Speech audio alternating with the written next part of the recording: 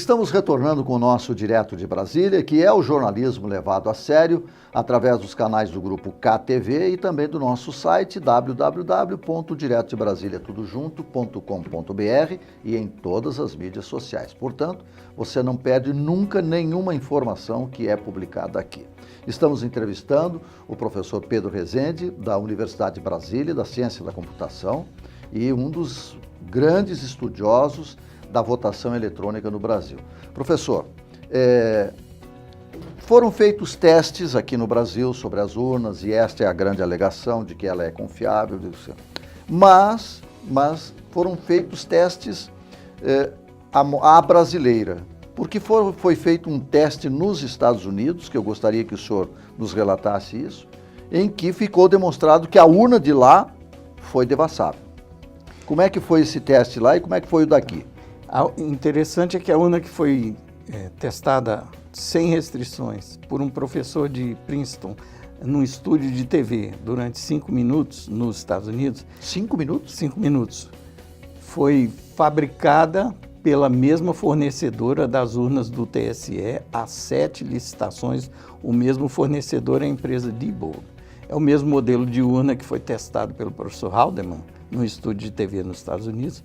Aqui é comprada pelos Estados Unidos, pelos governos lá. Lá cada estado organiza a sua eleição. Sim. Alguns estados compram de fornecedores XYZ, outras de outros fornecedores, outros modelos.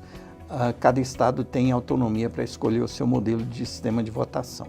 O que o professor Haldeman testou no estúdio de TV é uma urna que é de mesmo modelo, fornecida ao TSE por especificação do TSE, pela mesma empresa, Diebold. A Diebold tem filial no Brasil, mas a Diebold americana fabrica o mesmo modelo, exceto que nos Estados Unidos o eleitor não é identificado na mesma máquina que vota. Isso só acontece no Brasil. E curioso é que para o STF isso não é importante em relação ao sigilo do voto, enquanto a impressão do voto seria. É uma situação dantesca, absurda. E o professor conseguiu provar? Conseguiu em 5 minutos, ele entrou com...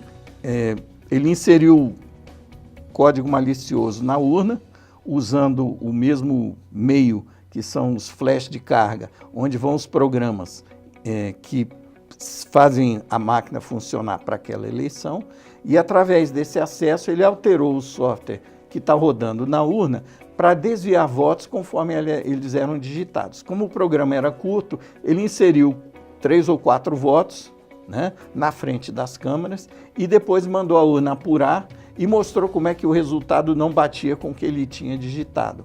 Depois que ele entrou pela interface de programação da urna, pelo flash de carga, e alterou o programa que estava lá.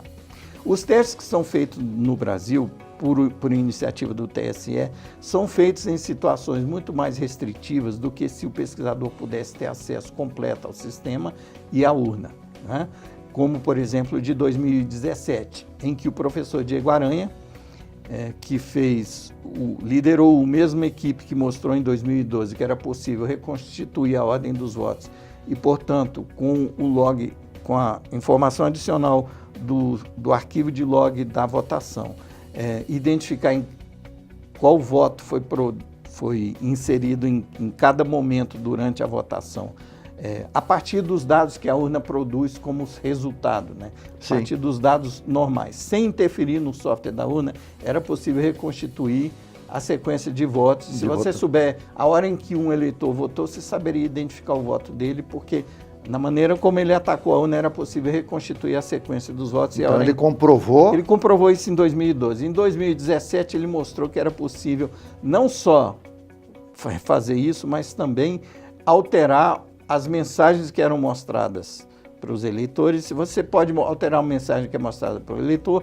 você pode mostrar na tela o que ele digitou, enquanto você grava um voto diferente na tabela de apuração. Isso está comprovado, professor? Isso está comprovado no relatório que eles publicaram, inclusive numa carta aberta onde o TSE tenta desmentir o que foi encontrado de vulnerabilidade durante os testes, né, que está divulgado no site de hackathon, uma espécie de evento de hackers que discutem vulnerabilidades do sistema de votação. Está no relatório deles e está nessa carta aberta, onde eles tentam reafirmar que o que está sendo alegado, de que está tudo certo com o sistema, não é verdade, porque nesses 2 dias que eles tiveram em condições restritas, por exemplo, o pessoal que testou no teste oficial do TSE em 2017, não teve acesso às chaves criptográficas do sistema da urna, que facilitaria muito a maneira possível deles entrarem no sistema e alterarem o software para que o software desviasse votos durante a eleição. Coisa que a empresa terceirizada teve acesso. Smartmatic recebeu para poder fazer o protótipo da urna, do módulo de impressão da urna, que não vai mais ser usado. Bom, eu gostaria então de aqui, modestamente, né, com o nosso pequeno alcance de comunicação, propor ao Dias Toffoli, a ministra Rosa Weber, que pegasse essas opiniões dos professores, dos especialistas e seguissem estas possibilidades. Nós temos que ir a todas as possibilidades de alguém que desconfia daquele projeto. Se não foi feito desta forma que os especialistas, os técnicos dizem que é possível entrar, que é possível manipular, por que o TSE, por que o Supremo não permite que seja feito desta forma? Então, o senhor acha que isso seria possível de demonstrar e de comprovar, e os técnicos chegariam à conclusão de que a urna é ou não é indevassável? Basta assistir a apresentação do professor Diego Aranha, que eu acabei de citar, na mesma audiência do Senado, da CCJ do Senado, no dia 6 de março desse ano, onde ele explica por que seria mais realista um teste sem restrições de tempo, sem restrições de acesso a informações sobre o sistema, porque o que a gente precisa testar é se alguém que está dentro do esquema de executar a eleição, se tiver influência externa, poderia manipular a eleição do jeito que quiser. Da sua posição privilegiada, alterar o software de votação para que esse software desvie uma porcentagem de votos por atacado em todas as urnas, manipulando poucas linhas de programa em algum momento da produção do software em que ele é criado no TSE e é replicado nos TREs para ser inserido nas urnas. Qualquer um desses pontos de disseminação do software é ponto de ataque por alguém que está dentro do processo operando para que isso funcione. O que o teste deveria mostrar é que, se houver interferência de dentro, é muito fácil fraudar uma eleição. E isso o TSE não mostra, ele só organiza testes que representam o risco de alguém de fora do processo eleitoral tentando penetrar no processo de votação.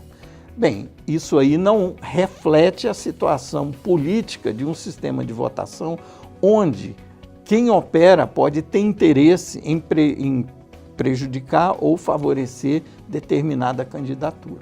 Tá certo. Nós vamos fazer mais um rápido intervalo e depois vamos para o último bloco e vamos demonstrar como é que pode ser feita essa combinação de votos para favorecer um ou prejudicar outros. Nós já voltamos.